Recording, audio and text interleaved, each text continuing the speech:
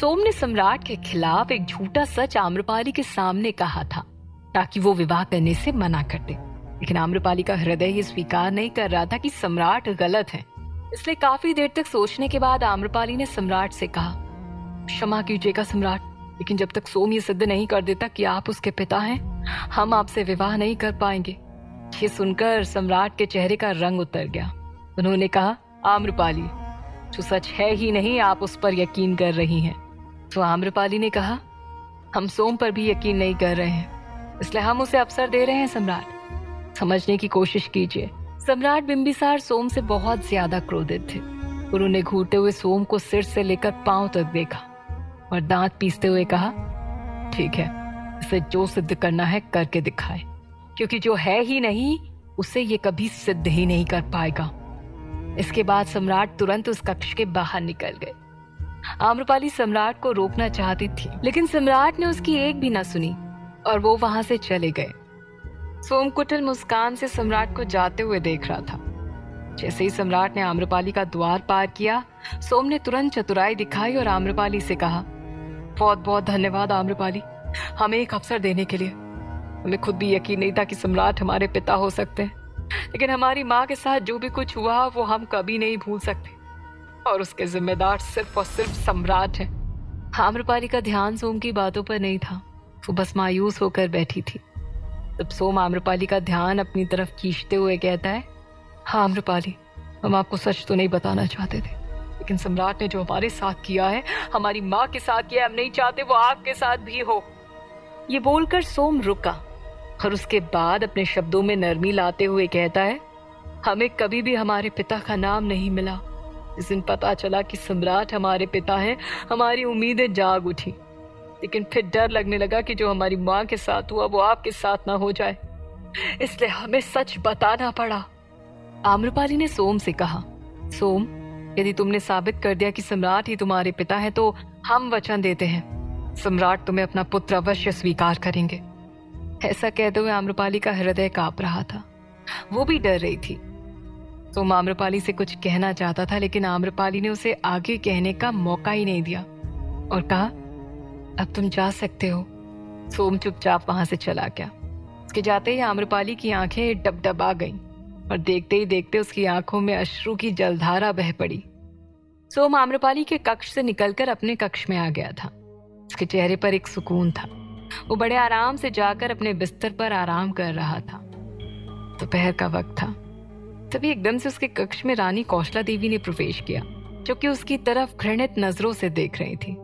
सोम उन्हें देखकर तुरंत उठ खड़ा हुआ और कहा, रानी कौशला देवी, आप हमारे कक्ष में? तो कौशला देवी ने कठोर स्वर में कहा, ये सब क्या तमाशा लगा रखा है तुमने? तमाशा? ये कैसी बातें कर रही हैं आप रानी? सोम ने दुविधा भरी नजरों से उन्हें देखकर पूछा।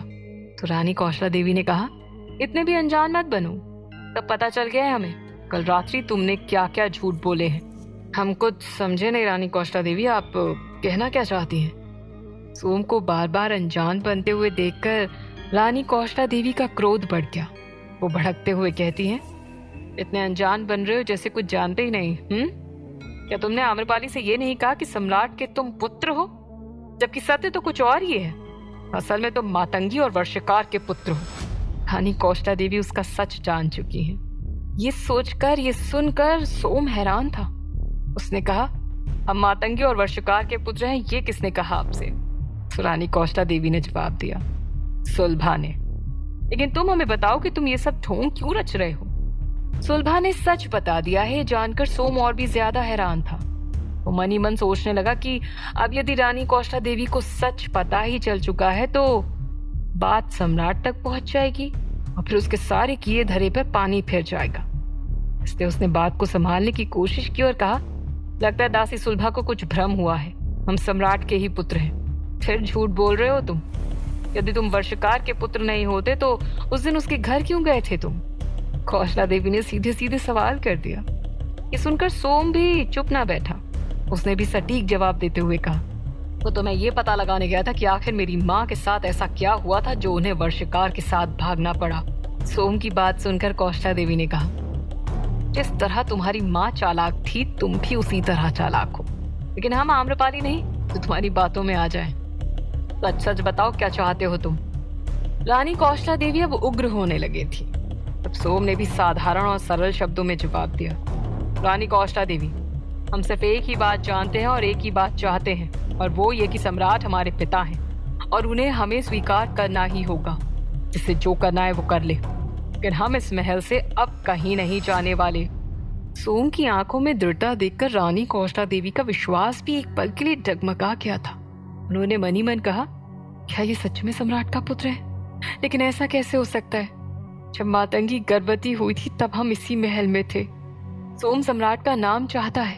यदि सम्राट ने इसे अपना पुत्र स्वीकार कर लिया तो उत्तराधिकारी के लिए प्रतिद्वंदी बढ़ जाएंगे, और हम ऐसा कभी नहीं होने दे सकते। सच क्या है इसका तो पता लगाना ही पड़ेगा, और ये बात हमें सिर्फ एक ही व्यक्ति बता सकता है। हमें उससे मिलना ही होगा। इसके बाद रानी कौशला देवी बिना रुके वहां से सीधे चली गई।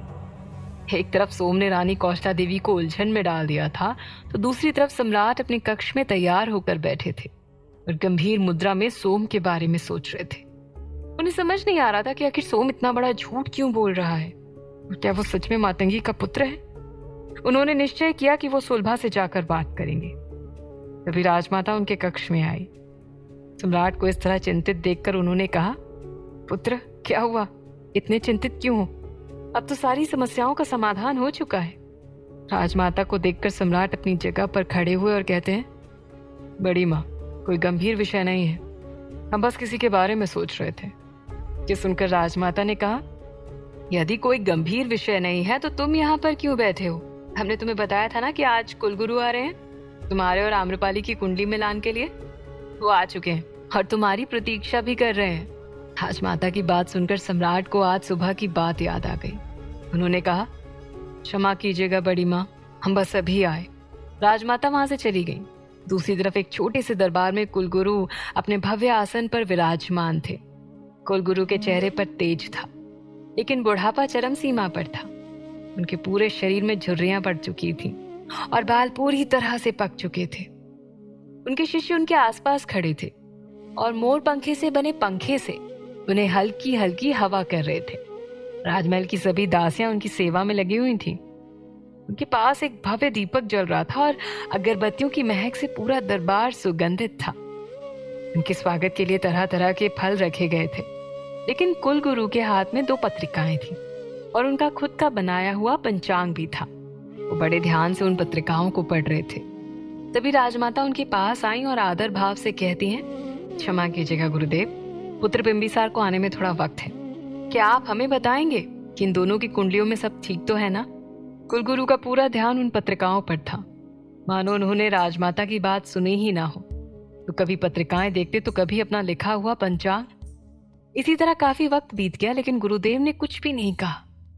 उनके चेहरे पर आ रहे भाव भी कुछ इस तरह थे कि उन्हें पढ़कर कोई भी अंदाजा नहीं लगा सकता था कि आखिर उनके मन में चल क्या रहा है।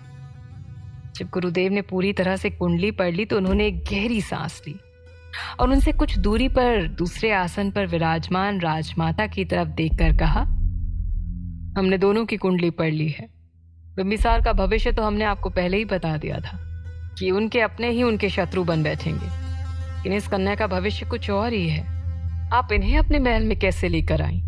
कुलगुरु का सवाल सुनकर राजमाता समझ नहीं पाई। उन्होंने सवालिया नजरों से उन्हें देखते हुए कहा, क्या हुआ गुरुदेव? आम्रपाली के आने से कोई परेशानी है क्या? अब वहां का पूरा वातावरण गंभीर हो चुका था। कुलगुरु ने गंभीर स्वर में कहा, राजमाता, हम आपसे कुछ भी नहीं छुपाएंगे। ये सच है कि इस कन्या के आने से आपके पुत्र का जीवन सुखमय है, लेकिन इसी कन्या की वजह से सम्राट बिंबिसार के जीवन में खतरे भी बढ़ जाएंगे। जैसे ही कुलगुरु ने ये कहा, राजमाता चिंतित हो उठी और उन्होंने तुरंत कहा, किस तरह के खतरे गुरुदेव? तो गुरुदेव ने कहा, राजमाता, ये नियति है आपके पुत्र की, या फिर ये समझ लीजिए कि ऊपर वाला ही चाहता है कि इन दोनों की भेंट हो और इनका मिलन कोई रोक नहीं सकता। जहां आम्रपाली आपके पुत्र की सुरक्षा ढाल है, तो वहीं एक तरफ वो उनके ही जीवन में आ रहे खतरों की वजह भी है। इससे ज्यादा हम आपको कुछ नहीं बता सकते। लेकिन गुरुदेव की बात सुनकर राजमाता की चिंता बढ़ गई थी। तब आगे गुरुदेव ने कहा, लेकिन आने वाले समय में एक बहुत बड़ी साध्वी बनेगी और इसे कोई भी नहीं टाल सकता। एक तरफ कुलगुरु आम्रपाली और सम्राट के भविष्य की गणना कर रहे थे, तो दूसरी तरफ सोम कौशला देवी के जाने के बाद पुनः आम्रपाली की बातों पर विचार करने लगा। उसने कहा, हमें जल्द से जल्द आम्रपाली को सिद्ध करना होगा कि हम ही सम्राट के पुत्र हैं, अन्यथा ये विवाह हो जाएगा।